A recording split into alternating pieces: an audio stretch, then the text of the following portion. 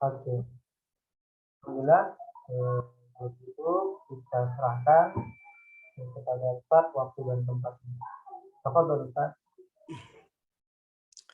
Ya, bismillahirrahmanirrahim.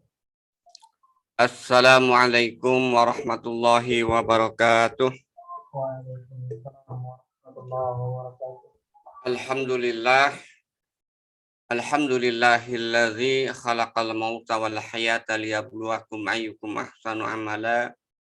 Asyhadu an la ilaha illallah wahdahu la syarikalah wa asyhadu anna sayyidana Muhammadan abduhu wa rasuluh alladzi la nabiyya ba'dah.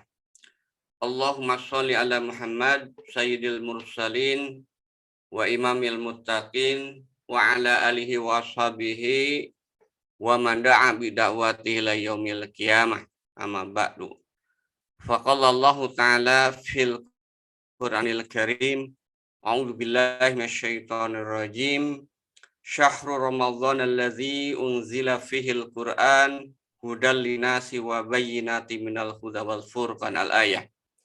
Ikhwan akhwat para peserta kajian syiar malam rahimakumullah, alhamdulillah pada kesempatan malam ini kita bertemu kembali ya setelah 2 minggu off atau libur karena kebetulan saya ada agenda keluar kota ya, yang tidak bisa digantikan atau harus saya lakukan dan juga tidak memungkinkan untuk ngisi di perjalanan ya kan, karena Jumat malamnya sedang di perjalanan ya. Dan alhamdulillah pada malam ini kita bertemu kembali dan di bulan yang mulia ya kan, bulan diturunkannya Al-Qur'an ya. Dan kita sudah memasuki di hari yang ke-22 insyaallah. Mudah-mudahan walaupun mungkin untuk kajian ini kita hanya bertemu 1 kali di bulan Ramadan, tapi minimal ada catatan dan menambah amal ibadah kita sehingga bulan Ramadan ini lebih bermakna dibandingkan dengan tahun-tahun sebelumnya. Kita memohon pada Allah Subhanahu wa taala mudah-mudahan kita diberikan kekuatan sampai menyelesaikan ibadah Ramadan kita. Baik, hadirin ikhwan akhwat rahimakumullah, kita akan melanjutkan kajian kita pembahasan kitab Sistem Ekonomi Islam karya Syekh Taqiyuddin Adabhani, dan pada kesempatan malam ini kita akan mendiskusikan atau akan membahas terkait dengan masalah industri ya. Jadi 2 minggu yang lalu ketika kita membahas terkait dengan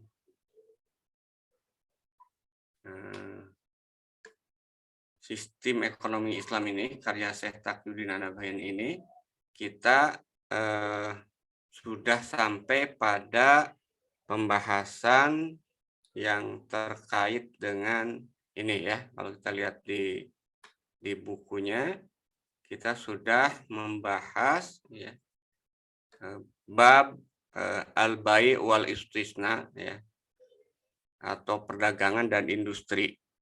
Pembahasan terkait dengan perdagangan sudah kita bahas secara global. Nah, pada kesempatan malam ini mungkin kita akan mendiskusikan topik yang terkait dengan industri dalam perspektif ekonomi Islam. Nah, untuk berikutnya nanti untuk setelah Ramadan, Syawal, berarti kita akan masuk kepada pembahasan-pembahasan terkait dengan syirkah. Baik, kita masuk aja. Ini yang minggu lalu kita bahas, kan, bahwa kalau kita bicara terkait dengan perdagangan dan industri, sebenarnya itu sesuatu yang memang sunnatullah, kan. Jadi keberadaan industri itu memang dibutuhkan ya, sebagai salah satu sarana yang disyariatkan oleh Allah Subhanahu wa taala untuk meraih kemaslahatan, yaitu pemenuhan manusia terhadap kebutuhan, baik kebutuhan pokok maupun sekunder, bahkan kebutuhan tersiernya ya. Nah, kalau kita perhatikan terkait dengan industri ini, ya, karena perdagangan sudah kita bahas minggu lalu, 2 minggu lalu, kita akan membahas, ya, terkait dengan industri ini, ya kan? Itu beberapa pokok bahasan, ya. Bentar, ini saya salah buka ternyata. Oh ini nih. Jadi yang kita bahas, ya, sekarang adalah bagian topik yang terkait dengan industrinya, ya. Nah, ini ya yang akan kita bahas pada kesempatan malam ini, ya. Kita akan membahas 3 poin inti sebenarnya, ya, terkait dengan industri ini. Yang pertama kita akan membahas, ya, pengantar lah, kita lihat dulu fenomena industri, ya, saat ini ya di negeri kaum muslimin, maupun kita juga berkaca terkait dengan industri yang ada di negara-negara berkembang, negara maju. Kemudian yang kedua, kita melihat nanti bagaimana hukum industri dalam Islam, dan yang terakhir kita bahas terkait dengan politik industrinya.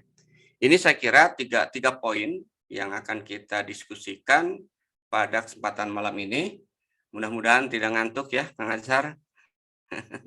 Karena saya yakin tadi malam habis iktikaf ya. Iktikaf tanggal 21 Ramadan, dan momentum yang saya kira sangat baik tadi malam itu. Di situ ada 2 kebaikan, hari Jumat, malam Jumat, ya kan. Jumat malam maksudnya, dan kemudian juga malam 21. Sehingga kalaupun ada yang ngantuk, saya kira wajar kan, apalagi kalau siangnya masih beraktivitas. Saya juga baru keliling-keliling ini, baru nyampe rumah kan. Baik, kita lihat yang pertama terkait dengan kenapa sih industri itu sesuatu yang penting gitu kan. Kalau kita perhatikan ya, kenapa industri itu sesuatu yang penting? Karena kalau kita bicara terkait dengan industri, maka eksistensi industri itu akan membuat sebuah negara itu mandiri. Gitu kan. Jadi satu negara yang tidak mengembangkan industri, maka negara tersebut akan tergantung atau terpaksa kepada negara lain, bahkan dalam urusan-urusan yang sangat penting, yang sangat vital ya. Baik terkait dengan militer, pertahanan, ekonomi, bahkan juga urusan politiknya. Karena itu urusan industri itu bukan masalah sepele, bukan masalah sederhana ya. Dan nanti Islam mengatur sedemikian rupa sehingga tadi ini tidak menjadi malapetaka bagi kepentingan umat maupun juga kepentingan dakwah. Nah, kalau kita lihat faktanya, negara-negara barat kalau kita lihat mereka sudah menjalani ya proses industrialisasi itu sekitar 150 tahun yang lalu. Ya. Baru sebenarnya mereka itu kan. Mereka mengalami kemajuan di berbagai sektor itu belum lama sebenarnya. Sementara kalau kita lihat ya di negeri-negeri Islam justru sebaliknya, mereka yang terjadi kalau kita lihat di negeri-negeri Islam itu adalah deindustrialisasi. Kemajuan industri yang begitu luar biasa di masa kemasan era khilafah Islamiyah itu kemudian harus kemudian mundur ke belakang gitu kan setelah hancurnya daulah khilafah. Padahal faktanya kalau kita lihat ketika Islam memiliki sebuah sistem yang utuh ya, yang diterapkan secara kafah, termasuk di dalamnya membahas atau mengatur terkait dengan masalah industri, maka kita saksikan industri Islam itu mengalami kemajuan ya. Baik yang terkait dengan industri senjata maupun yang terkait dengan industri konsumtif ya kan.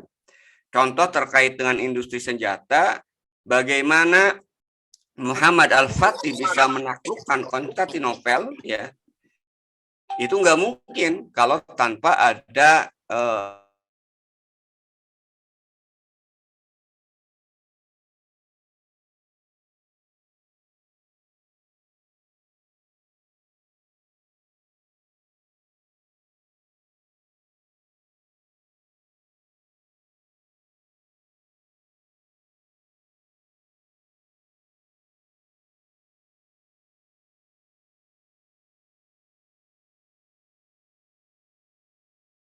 mengatakan wah ini di dalamnya ada jin katanya, karena ada yang menggerakkan ya kan, sehingga jam itu berputar.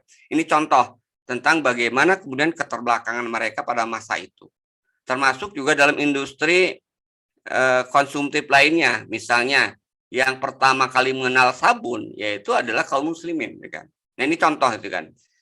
Jadi umat Islam ketika kemudian masa kekhilafahan, masa-masa kemudian kejayaan, mereka menjadi mercusuar peradaban dunia.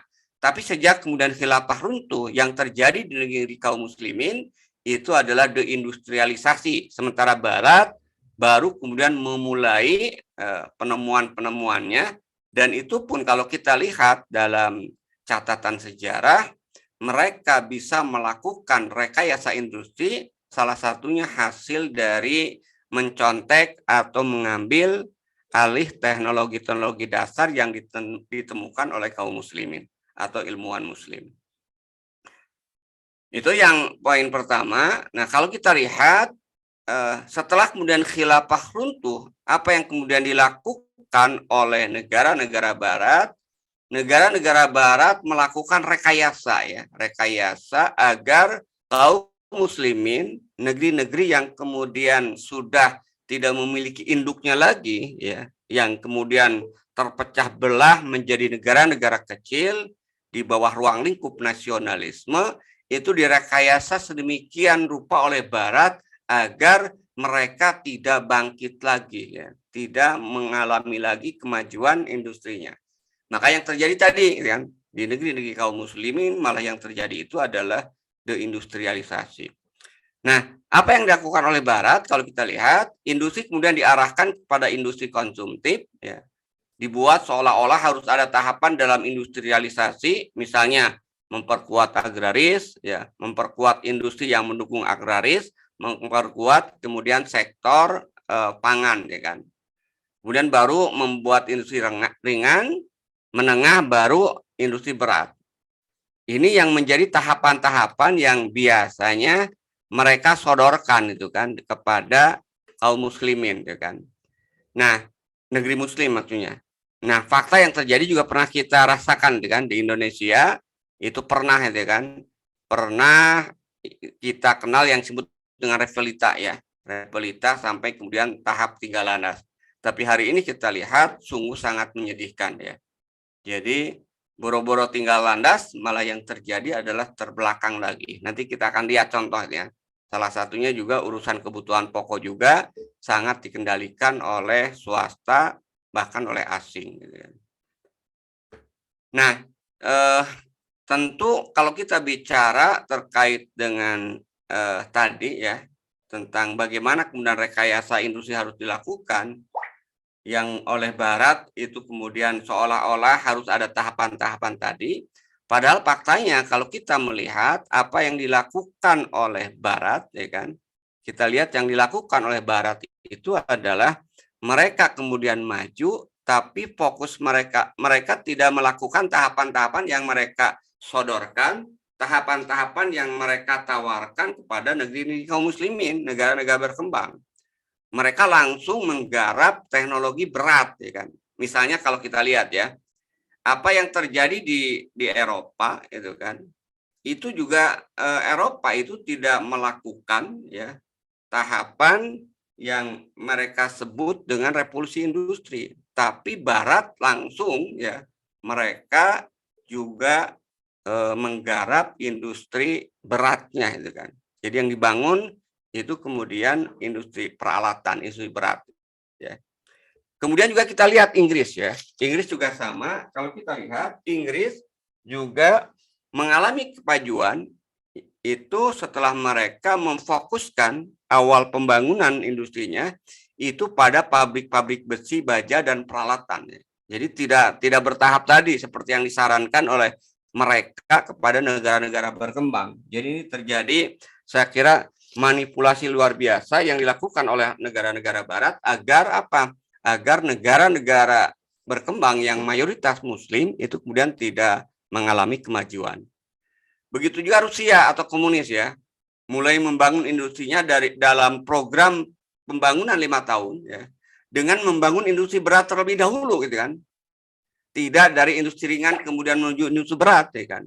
Justru yang mereka lakukan itu adalah membangun industri berat. Nah, nanti ini juga kalau kita lihat, daulah khilafah ketika insya Allah akan kembali tegak, maka politik industri dan kebijakan industrinya juga akan seperti ini. Tidak akan mengikuti apa yang disarankan oleh negara-negara kapitalis tersebut. Gitu kan. Nah, yang berikutnya juga kita lihat contoh lainnya adalah Amerika. Kalau kita lihat Amerika Serikat juga saya kira melakukan hal yang sama, gitu kan. Jadi kalau kita perhatikan Amerika Serikat ya menjelang Perang Dunia Kedua meninggalkan ekonomi meninggalkan industri, meninggalkan ekonomi konsumtifnya, dan Amerika kemudian mulai membangun apa yang disebut dengan industri perang, industri berat.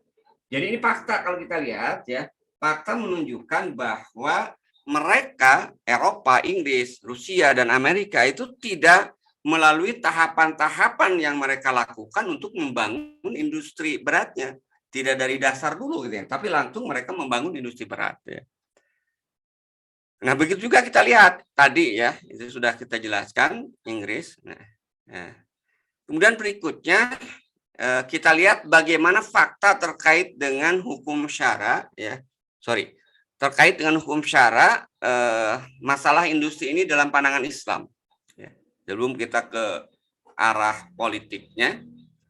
Nah, dalam pandangan hukum Islam, kalau kita lihat bicara terkait dengan perindustrian, ya, dalam satu kaidah usul fikih itu kemudian disebutkan bahwa hukmul masna ya'khudhu hukmul madah alati yasna'uha.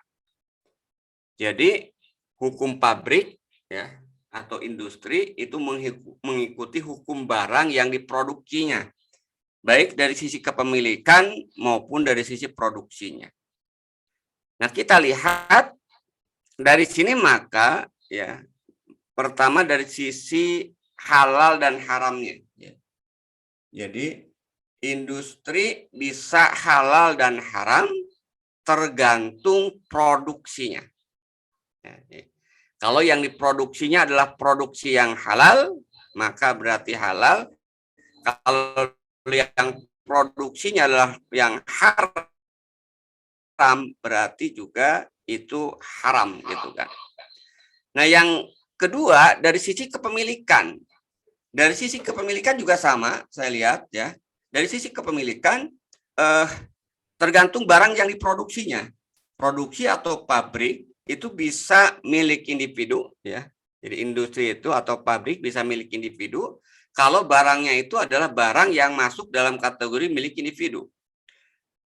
Industri merupakan milik umum kalau barangnya itu adalah barang yang diproduksi itu masuk dalam kategori milik umum, dan industri menjadi milik negara kalau barang yang diproduksi atau industri yang dibangun itu dibangun oleh dana milik negara. Nah, nanti kita lihat apa bedanya milik umum dan milik negara, sudah kita jelaskan pada pembahasan konsep milkiyah itu kan. Nah, ini dari sisi hukum ya, hukum perindustrian. Nah, karena itu kalau kita lihat mana yang dalil yang menunjukkan bahwa industri itu hukum asalnya itu adalah boleh, halal kan. Ini adalah salah satu hadis ya yang diriwayatkan oleh Imam Bukhari. Rasulullah SAW menyampaikan ya. Jadi dalam hadis ini Imam Bukhari meriwayatkan ba'asa Rasulullah SAW illa imra'atin an muri'a gulamati ya. An-najar ya'malu li a'wadan ajlisu alaihinna. Jadi dari sahal bahwa Rasulullah SAW menyuruh seorang wanita muhajirin yang memiliki seorang budak tukang kayu, beliau berkata kepadanya, perintahkanlah budakmu agar membuatkan mimbar untukku. Ya. Kemudian yang berikutnya kalau kita lihat Yang kedua, hadis yang diriwayatkan oleh Imam Bukhari juga, cuman matanya berbeda, ya, di mana Rasulullah SAW, ya, an Abdullah bin Umar, an Nabi Sallallahu Alaihi Wasallam istana'a khataman, ya, min zahabin. Ya. Rasulullah SAW memesan seseorang untuk membuatkan cincin untuk beliau. Ini status bahwa industri itu boleh karena memang ada nas, ya, yang terkait dengan hal tersebut. Kemudian juga kalau kita lihat ada industri yang haram, tapi itu kan tadi, ya. Kapan kemudian industri itu menjadi haram? Ketika yang diproduksinya itu adalah barang-barang yang diharamkan. Ya. Salah satu hadis yang saya kira cukup masyhur, ya, yang diharamkan itu ada 10 gitu kan. Jadi dalam salah satu hadis Rasulullah SAW bersabda, ya. Jadi la'ana Rasulullah SAW fil khamri asyarah. Ya. Jadi ada 10, ya, yang dilaknat oleh Rasulullah SAW terkait dengan industri khamr. Ini luar biasa itu. Padahal kalau kita lihat, ini hari ini khamr itu menjadi sebuah seolah-olah kebutuhan dibiarkan. Ya. Jadi ini dari sisi hukum, ya, industri ada yang halal, ada yang haram. Ya. Kemudian kalau kita membahas terkait dengan industri, nah, apa yang berhubungan dengan industri dari aspek hukum syara, ada 3 pembahasan yang terkait dengan hukum syara yang lebih detail yang terkait dengan industri. Kalau kita perhatikan, kan industri itu faktanya ada industri yang dilakukan dengan tangan, ya. Ada industri yang dilakukan semi otomatis, kombinasi antara tangan dengan mesin, dan juga ada industri otomatis. Tapi apapun, baik industri yang dengan tangan maupun industri semi otomatis ataupun juga, ya, industri otomatis, maka kalau kita perhatikan hukum-hukum yang berhubungan dengan masalah industri itu tidak akan keluar dari 3 ini. Ya. Yang pertama adalah hukum yang berhubungan dengan syirkah. Ya. Syirkah, kenapa? Karena kalau kita bicara terkait dengan industri pasti membutuhkan modal yang besar dan sulit untuk bisa dipenuhi oleh seorang. Ya. Makanya biasanya dalam industri pasti ada kerjasama usaha antara pemodal, pengelola, pemodal juga tidak satu, ya. Maka ketika kemudian berinteraksi antara berbagai pemodal untuk membangun industri, ya, nah, maka muncullah hukum-hukum yang terkait dengan syirkah. Nah, ini insya Allah kita akan bahas secara rinci, ya, fakta terkait dengan syirkah, baik syirkah Islam maupun syirkah kapitalis, itu kan.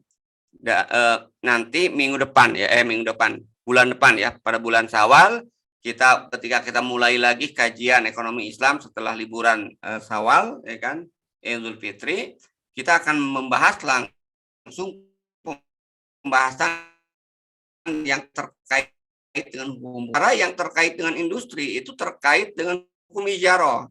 Kenapa hukum ijarah? Karena industri pasti memperkerjakan manusia. Walaupun tadi disebut dengan industri otomatis, tetap aja di dalamnya itu ada orang yang mengendalikan mesin tadi. Ya. Apalagi kalau memang industrinya itu industri dalam bahasa ekonomi itu padat karya itu kan. Kan ada industri itu istilahnya itu ada industri padat modal, ada padat karya. Artinya kalau padat modal lebih banyak kemudian aktiva modal dibandingkan dengan tenaga kerjanya. Kalau industri padat karya berarti lebih banyak tenaga kerjanya.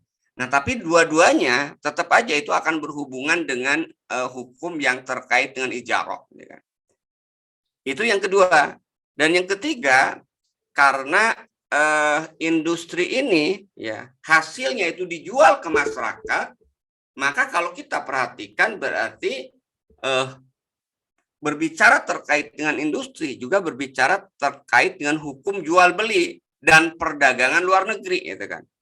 Jadi kalau kita bicara jual beli, ya, ada jual beli luar negeri, jual beli dalam negeri, ada jual beli luar negeri, ya, luar negeri. Perdagangan dalam negeri, ada perdagangan luar negeri. Kenapa? Karena tadi ketika negara berhasil memproduksi barang, ya, kemudian pasarnya ingin diluaskan, ya, itu juga akan berhubungan dengan luar negeri. Atau misalnya nanti ketika Daulah Khilafah membutuhkan mungkin ya modal-modal awal dalam bentuk teknologi tertentu, ya bisa aja kemudian kerjasama juga dengan negara yang ada di luar negeri, baik ilmuwannya ataupun juga terkait dengan kerjasama dengan negara. Tentu nanti ada ketentuan-ketentuan terkait dengan kerjasama tersebut, yang ketentuan kerjasama tersebut itu mengikuti politik luar negeri. Itu ya saya kira Kang Azhar tiga poin ya, hukum syara yang berhubungan dengan industri. Nah, ketiga-tiganya saya kira insya Allah nanti akan dibahas secara detail pada kesempatan berikutnya, atau sebagian mungkin sudah. Ya. Baik, kita masuk ke bagian yang terakhir, bagaimana sih politik industri dalam sistem ekonomi Islam. Ya. Kalau kita bicara terkait dengan politik industri kan terkait dengan kebijakan ya, bukan semata-mata hukum syara itu kan. Kalau hukum syaranya sudah jelas itu kan tadi. Tapi kalau bicara tentang politik itu bicara tentang kebijakan negara, seperti tadi itu kan.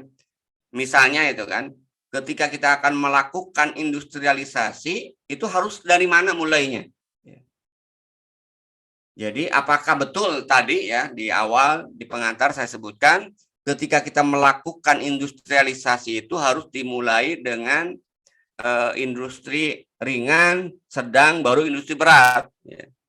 Atau dengan kata lain, untuk menjadi negara industri, faktanya tidak seperti itu. Ya. Tapi harus dilakukan secara revolusioner. Sehingga sebenarnya untuk menjadi negara industri harus diawali dengan revolusi industri. Perubahan yang cepat, bukan bertahap seperti yang disarankan oleh negara-negara kapitalis. Nah, ketika bicara tentang revolusi industri itu dimulai dari mana? Apakah tadi ya dari industri ringan, sedang atau berat? Kalau kita lihat faktanya seperti yang saya sodorkan tadi ya, di beberapa negara revolusi industri selalu dimulai dengan industri berat. Kenapa? Karena itu adalah industri dasar. Nah, sementara kita dicekoki tadi ya, negara-negara muslim sekarang dicekoki untuk tahapan-tahapan tadi. Kemudian yang ketiga, seluruh kemampuan ekonomi suatu bangsa harus diarahkan kepada pembangunan industri peralatan. Membangun pabrik-pabrik yang dapat menghasilkan pabrik-pabrik ya, menghilangkan total ya, semua ketergantungan kepada asing.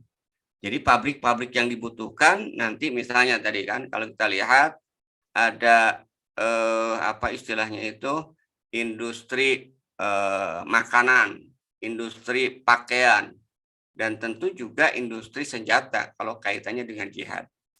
Nah, tentu ini dilakukan agar apa? Agar negara ini kemudian terbebas dari ketergantungan pada asing. Seperti yang kita saksikan hari ini, karena kita tidak membangun industri dengan benar, maka akhirnya banyak ketergantungan, bahkan sumber daya alam kita itu banyak dieksploitasi dan dinikmati oleh negara-negara kapitalis asing. Ya. Kemudian pertanyaan berikutnya, ketika bicara terkait dengan strategi, ya strategi industri, ya pertanyaan berikutnya adalah ke arah mana industri itu harus difokuskan?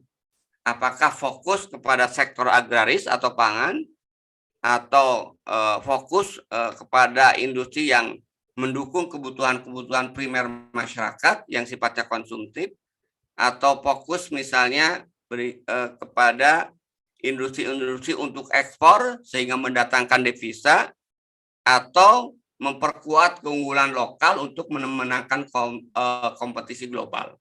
Ini tentu pilihan-pilihan yang harus dilakukan oleh negara ketika akan mengembangkan industri. Nah, fakta lain kalau kita lihat, kalau untuk menjadi perhatian ketika negara akan membangun kebijakan industrinya, kalau kita perhatikan, negara yang tidak membangun industri peralatan militer itu akan menjadi bergantung pada negara lain dalam persenjataan. Hari ini kita saksikan ya, negara yang kemudian memiliki keunggulan senjata, pasti gitu kan, dia akan tetap kemudian menjadi leader. Makanya kan industri senjata yang ada di negara-negara berkembang, gimana bisa melawan, gitu kan? Kenapa? Karena senjata yang didapatkan itu adalah second, lungsuran, bekas itu kan, yang sudah kemudian out of date. Ketika negara maju kemudian menghasilkan kembali yang lebih canggih, maka itu dijual itu kan. Itu yang terjadi itu kan. Sehingga pada akhirnya ya kita fakta hari ini kita saksikan negara tersebut akan lemah secara militer, cepat atau lambat ya negara itu kemudian akan terjajah. Dan bahkan ya kita lihat faktanya sekarang kita sudah terjajah. Itu saya kira beberapa renungan ya strategi yang kemudian perlu kemudian perhatikan dalam menentukan kebijakan industri. Nah, lalu apakah Islam mengatur? Tentu kalau kita lihat Islam secara khas ya, mengatur bagaimana kebijakan industri itu dalam bingkai politik ekonomi Islam.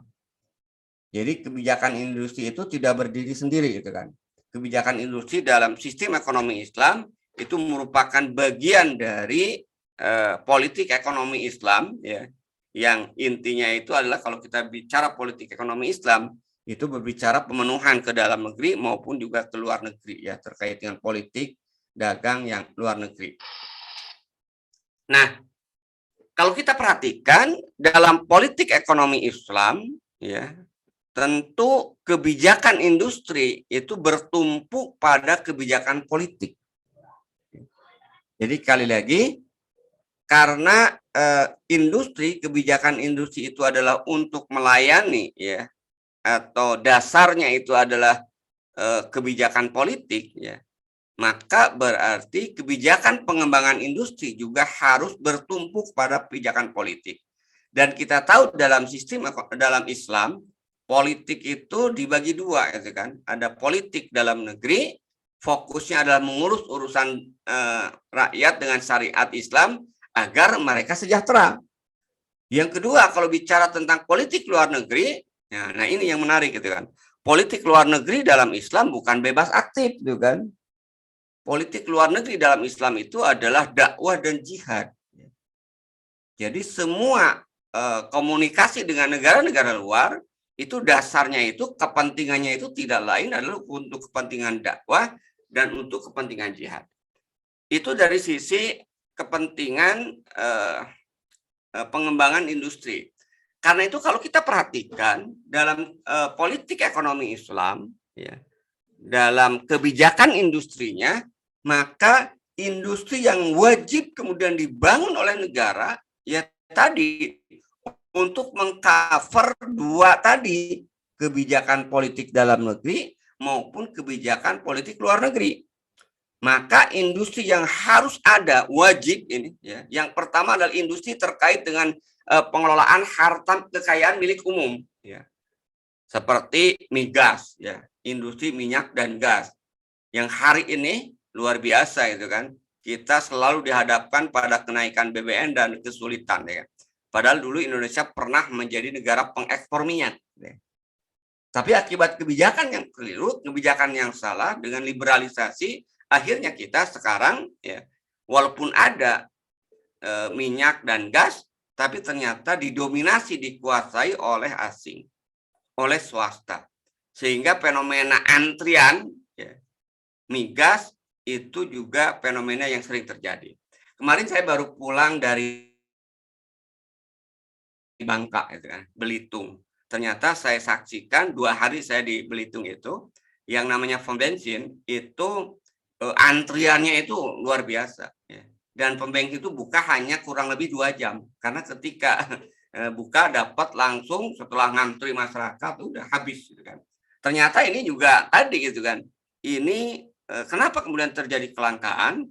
Salah satu problemnya itu adalah memang pasokan yang terbatas atau juga ada pengambil alihan ya BBM sebenarnya untuk konsumen itu kemudian diambil alih atau diselundupkan karena ada diversifikasi harga yang sangat besar.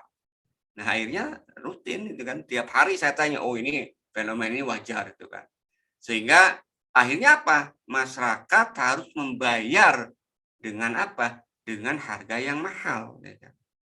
Nah, nanti kalau kita lihat, nah sekarang ya, isu akan menaikkan Pertalite, sudah menaikkan Pertamax gitu ya. Kenapa kemudian selalu kemudian terjadi kenaikan? Karena tadi ya, negara malah meninggalkan industri yang harusnya dikelola oleh negara karena merupakan milik umum. Tapi dalam konteks tadi ya, migas, pemerintah atau negara BUMN hanya menguasai 20% produksi, sisanya kemudian diserahkan kepada kapitalis. Nah, yang kedua itu adalah industri yang berfungsi untuk memproduksi kebutuhan pokok masyarakat. Nah, ini juga sama fenomena migor ya, minyak goreng yang langka itu kan. Ini juga terjadi kelangkaan. Ini juga akibat kebijakan industri yang kapitalis yang salah gitu kan. Kemudian yang kedua, karena kebijakan industri bertumpu juga untuk politik luar negeri, berarti yang wajib kemudian dimiliki oleh negara itu adalah industri yang terkait dengan militer atau persenjataan. Walaupun dalam Islam individu juga boleh ya membangun industri persenjataan, tapi tetap di bawah kendali tentu negara. Jangan sampai kemudian merugikan negara atau menguatkan musuh misalnya. Baik, kita lihat secara detailnya ya sedikit lagi gitu kan. Ini politik dalam negerinya gitu kan. Kalau kita bicara tadi kan industri dalam negeri itu dalam rangka menopang kepentingan politik dalam negeri ya. Maka kalau kita lihat maka negara khilafah tentu harus menjadi negara industri ya. Sehingga wajib menjadi negara industri supaya tidak tergantung pada negara-negara kafir. Nah, bagaimana? Ya nanti kita akan langsung gitu kan, akan melakukan revolusi industri dengan mulai membangun industri peralatan, industri berat. Jadi ketika khilafah insya Allah tegak kembali, maka kebijakan khalifah terkait dengan industri, kaitannya ya dengan dalam negeri maupun juga kepentingan luar negeri, maka yang akan dibangun terlebih dahulu itu adalah industri berat. Ya. Kita saya kira potensi dari musim itu ada, intelektualnya juga banyak sebenarnya, karena sekarang banyak sebenarnya yang bekerja di industri-industri berat di negara kafir itu banyak ilmuwan muslim, termasuk penemuan-penemuan mereka. Nah, dalam politik dalam negeri ini kalau kita lihat, kenapa kemudian tadi wajib membangun industri, sasarannya itu adalah untuk memenuhi kebutuhan pokok, memproduksi kebutuhan pokok sehingga menjadi negara industri sehingga kita tidak tergantung kepada negara kafir atau kepada swasta. Ini contoh ya. Contoh real hari ini ketika kebijakan industri ini tidak sesuai dengan syariat Islam, maka terjadi fenomena anomali. Indonesia merupakan negara penghasil CPO, tapi untuk mendapatkan minyak hari ini begitu sulit, ada mahal. Jadi kalau kata Menteri Perdagangan, lebih baik mahal tapi banyak atau murah tapi langka. Nah sekarang saya lihat sudah mahal langka juga, gitu kan? Karena saya tadi siang itu keliling-keliling mau nyari berbagi itu nyari minyak. Itu kalaupun ada dibatasi, ya, tidak boleh beli lebih dari 2 liter, gitu kan? Itu kan lucu, gitu kan? Padahal kita itu terkenal dengan negara yang istilahnya itu produsen terbesar. Nah nanti contoh itu kan dalam konteks dalam negeri ini contoh aja itu kan negara harus menguasai produksi dan pemasaran minyak goreng baik melalui badan usaha milik umum ya, maupun badan usaha milik negara karena kalau kita lihat perkebunan sawit ini nanti bentuknya bisa bentuk badan usaha milik umum atau juga bisa bentuknya badan usaha milik negara tergantung lahannya ini gitu kan. Kalau lahannya adalah lahan milik umum, ya berarti industrinya industri milik umum.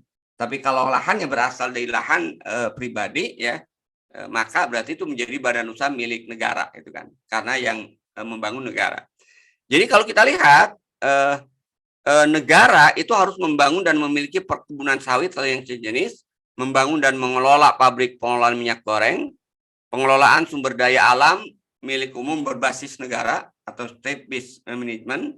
Dengan paradigma riayah bukan bisnis untuk memenuhi kebutuhan dalam negeri baru sisanya boleh diekspor. Nah ini kebijakan industri terkait dengan migor. Tapi faktanya hari ini akibat tidak dikelola ya kebijakan industri tidak sesuai dengan syariat Islam, maka minyak goreng dikuasai atau dikendalikan oleh oligarki dan tentu dalam pandangan Islam haram ya. Ini fakta ya ketika tidak digunakan syariat Islam, maka faktanya terbalik gitu kan. Negara hanya menguasai 6%. Coba bayangkan, wajar kalau sekarang kita babak belur itu kan. Kenapa? Karena produksi sawit yang ada itu kan 53%-nya ini oleh kapitalis, perusahaan besar maksudnya, hanya 20 gitu ya, yang paling menonjol 5 perusahaan. Jadi 53% ini hanya dimiliki oleh kurang lebih 20 perusahaan. Dan yang dominan di antara 20 perusahaan itu 5 gitu kan. Nah, sementara negara itu hanya 6%. 41% ini dalam bahasa perkebunan itu ada yang disebut dengan FIR, perkebunan inti rakyat, dimiliki oleh rakyat. Ini ya ribuan pemiliknya rakyat ya kan, bahkan mungkin jutaan ya kan. Sehingga mereka tidak bisa kemudian mengendalikan walaupun cukup besar 41%. Karena banyak. Beda dengan yang ini, sudah mereka menguasai 53%, pemiliknya itu kurang lebih 20 orang. Bahkan yang dominan itu yang terbesar itu 5 perusahaan. Nah, ini terjadi kenapa? Karena kebijakan industri itu tidak sejalan dengan syariat Islam. Politik industri yang dikembangkan itu tidak sesuai dengan politik Islam. Sehingga yang terjadi, ini 25 raksasa kuasai separuh lahan sawit. Bahkan KPPU menduga ada 4 produsen besar kuasai 46,5% pasar minyak goreng. Ini kan luar biasa, wajar mereka mengendalikan. Kan? Itu saya kira ya contoh bahwa dalam industri dalam negeri salah satu fokusnya itu adalah memproduksi barang yang masuk dalam kategori kebutuhan pokok masyarakat, termasuk juga nanti sama ya harta milik umum. Yang kedua itu politik luar negerinya ya. Jadi basis politik luar negeri ya. Setelah kemudian menjadi negara industri, apa yang harus kemudian fokus oleh negara? Nah, kalau bicara terkait dengan tugas negara, salah satunya di dalam Islam itu kan menyebarkan dakwah dengan jihad ya. Politik luar negerinya itu adalah melakukan dakwah dan jihad. Nah, untuk jihad tentu dibutuhkan saya kira industri yang mendukung. Apa industri yang mendukung? Tidak lain adalah industri militer.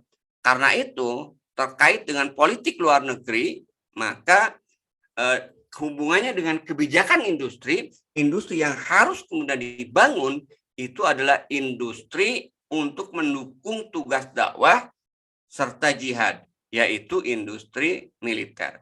Inilah yang diperintahkan oleh Allah Subhanahu wa taala di dalam ayat Al-Qur'an, A'udzubillahi minasyaitonirrajim. Wa'idu lahum mastata'tum min quwwatin wa min ribatil khayli turhibuna bihi aduwallahu aduwakum. Ya.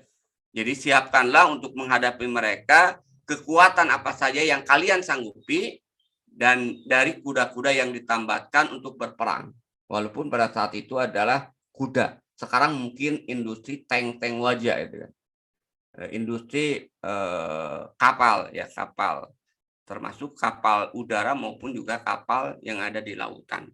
Itu saya kira ya Kang Azhar yang bisa saya sampaikan terkait dengan kebijakan industri dalam sistem ekonomi Islam atau dalam politik ekonomi Islam. Baik, kalau ada yang mau kemudian didiskusikan, saya kembalikan ke Ustadz Azhar. Billahi sabilil haq. Assalamualaikum warahmatullahi wabarakatuh. Waalaikumsalam warahmatullahi wabarakatuh. Alhamdulillah, setelah sama-sama kita mendengarkan dan menyaksikan penjelasan dan pemaparan dari Ustaz Arif Nasim berkaitan hukum seputar perdagangan dan industri. Ini sesi akhir bagian penjelasan hukum seputar industri dalam kacamata Islam. Bapak Ibu, jika ada hal yang ingin ditanyakan atau ada hal yang tadi tertinggal ingin memperjelas, boleh nanti mengajukan pertanyaannya melalui kolom chat atau raise hand, nanti bisa langsung bertanya kepada guru kita. Ya, jadi sembari menunggu Bapak Ibu ada yang ingin bertanya, Saya ingin mengkonfirmasi atau bertanya nih, Ustaz. Ya, siap. Nah, jadi terkait dengan dunia industri ini ada beberapa hal, bukan beberapa hal, ada hal yang sepertinya diulang-ulang dari pemaparan Ustaz ini. Seakan-akan hal itu menjadi hal yang paling penting, paling urgent kiranya, yaitu membangun industri peralatan berat. Ya. Yang satu, kemudian industri persenjataan atau industri militer. Nah, kira-kira kalau dilihat dari dunia Islam, dua industri ini sepertinya ada, sepertinya kan. Termasuk Indonesia, saya kira juga ada industri alat berat, juga ada industri militernya. Tapi mungkin bisa dikasih contoh nggak Ustaz? Sebelum nanti penjelasan perkembangan realitas seperti apa perjalanan industri itu di negeri-negeri komunis. Contoh industri alat berat ini apa contohnya? Atau industri militernya apa contohnya? Itu yang pertama. Yang kedua, yang kedua perkembangan yang dilihat di Indonesia, misalnya kita fokus, apakah memang tidak ada industri itu, atau memang arahnya nggak jelas? Ya. Jadi kalau kita lihat ya, ini pertama terkait dengan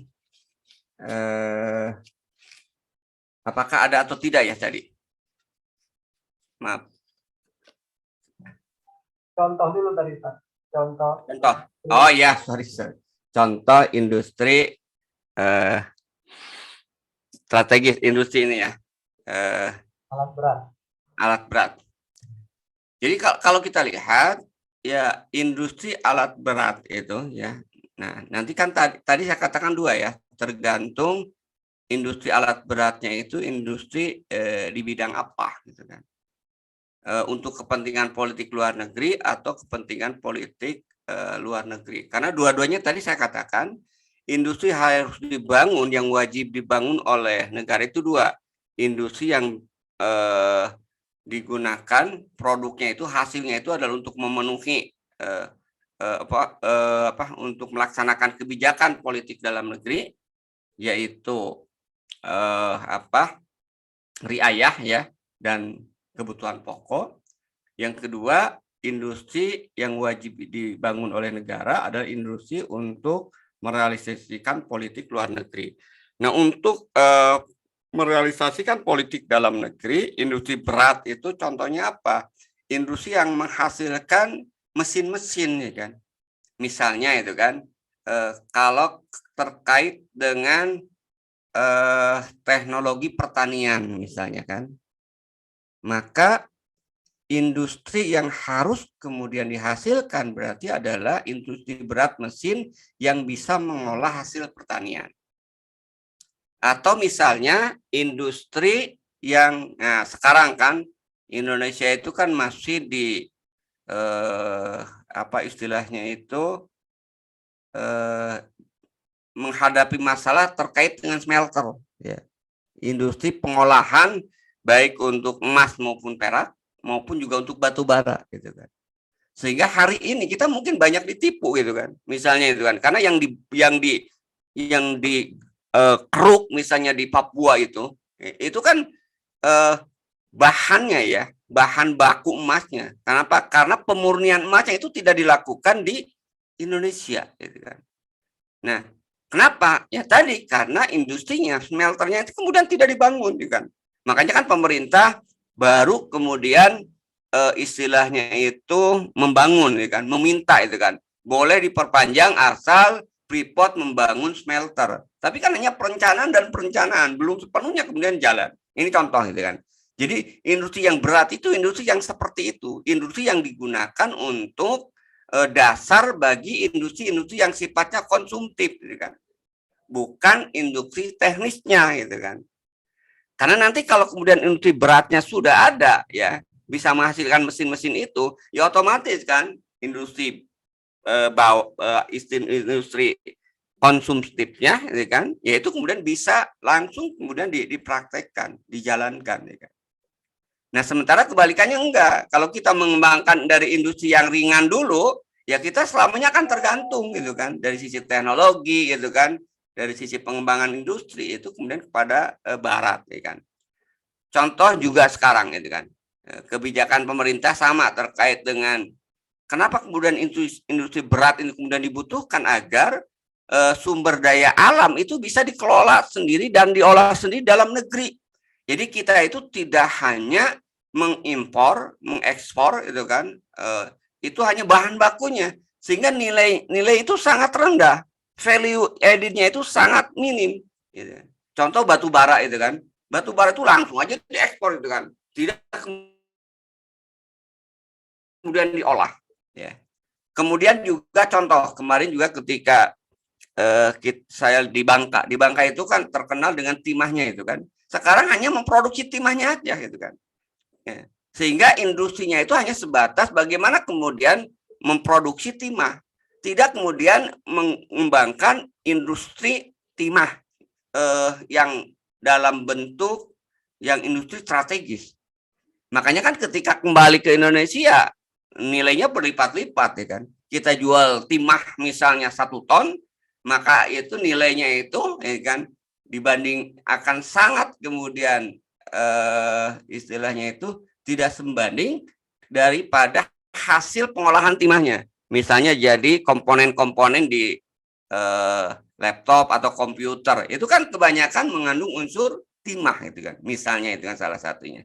Nah, tentu ini yang dimaksud itu kan. Yang dimaksud ini adalah bagaimana kemudian industri berat itu tadi industri yang digunakan untuk mengolah ya, menghasilkan mesin-mesin yang bisa kemudian mengolah sumber daya alam. Itu kalau industri yang bertumpu kepada kebijakan dalam negeri. Nah, kalau industri senjata, nah bicara terkait dengan industri senjata ya dan juga alat militer, tentu Indonesia udah ada ya kan. Kalau ini kan bahkan sebenarnya kita punya Pak Habibie itu kan. Misalnya industri pesawat terbang pun sebenarnya kita tuh mampu. Cuman tadi karena tidak ada political will, ya kebijakan politik dan sengaja memang dibuat oleh negara-negara barat tadi, pengembangan industri militer kita, industri strategis ini itu tidak diarahkan kepada industri perang. Jadi industri militer, industri itu diarahkan untuk kepentingan bisnis, gitu kan. Makanya walaupun pesawatnya bukan pesawat tempur, ya, tapi yang dikembangkan itu adalah pesawat komersial. Nah ini tetap nggak akan bisa kemudian menjadi negara maju, gitu kan. Kalau yang dikembangkan itu adalah atau negara adidaya. Kalau yang dikembangkan industri yang seolah-olah ada kaitannya dengan militer, ada kaitannya dengan sarana transportasi, tapi yang dikembangkannya itu adalah kalau itu kepentingan bisnis, bukan kepentingan perang. Makanya industri berat yang terkait dengan politik luar negeri yang harus kemudian menjadi dasar kebijakan dan pengembangan industrinya itu industri untuk perang, gitu kan. Karena kalau kita lihat kalau industri perang pasti yang lainnya itu kemudian bisa tercover. Misalnya kalau kita bicara laptop ini ya atau komputer itu kan sebenarnya diawali untuk kepentingan perang gitu kan. Handphone juga diawali untuk komunikasi dalam konteks perang. Maka kalau kita kemudian membangun industri ya, dalam konteks industri berat ini, senjata dan perlengkapan tadi, itu dasarnya perang, itu akan membuat negara kita maju, membuat negara itu kemudian menjadi negara yang disegani. Tapi kalaupun kita mampu membuat pesawat, tapi dasar kebijakannya itu bisnis komersial, walaupun mungkin kalau benar itu secara ekonomi maju, tapi tidak memiliki peran. Ini yang menarik Kang Ajar itu kan. Ketika Jerman kalah dalam Perang Dunia Kedua, ya, Jerman hancur lebur kan industrinya, ya.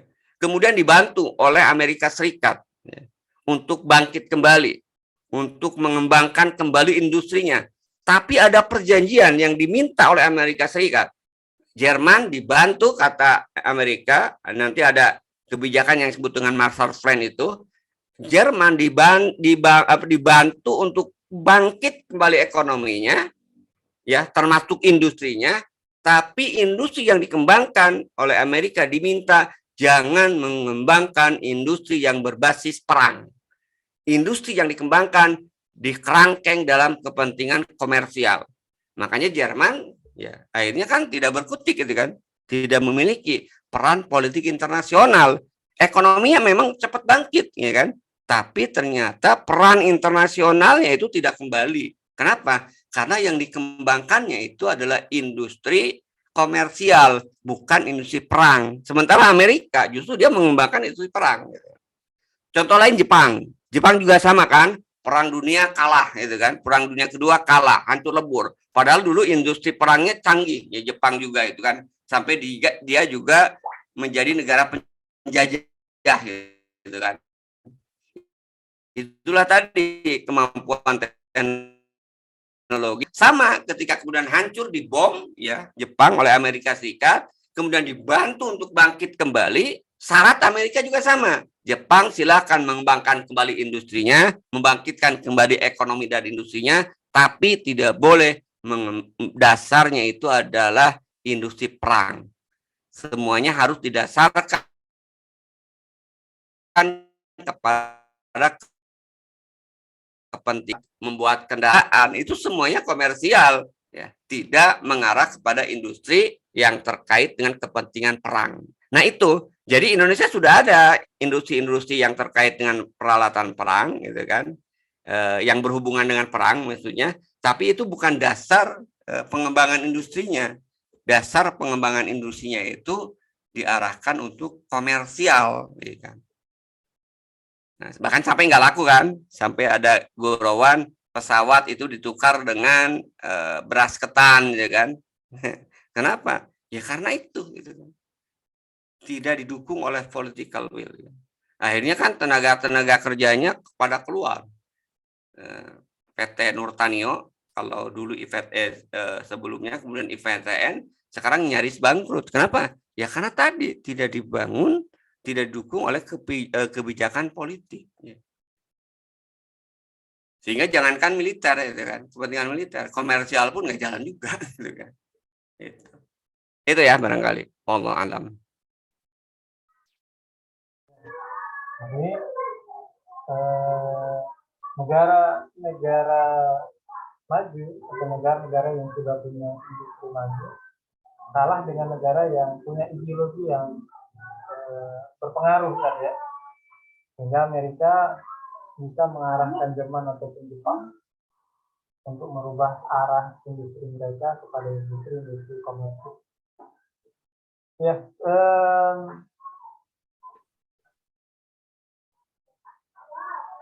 dari Bapak Ibu kira-kira ada yang ditanyakan lagi kepada Ustaz Harun Masih?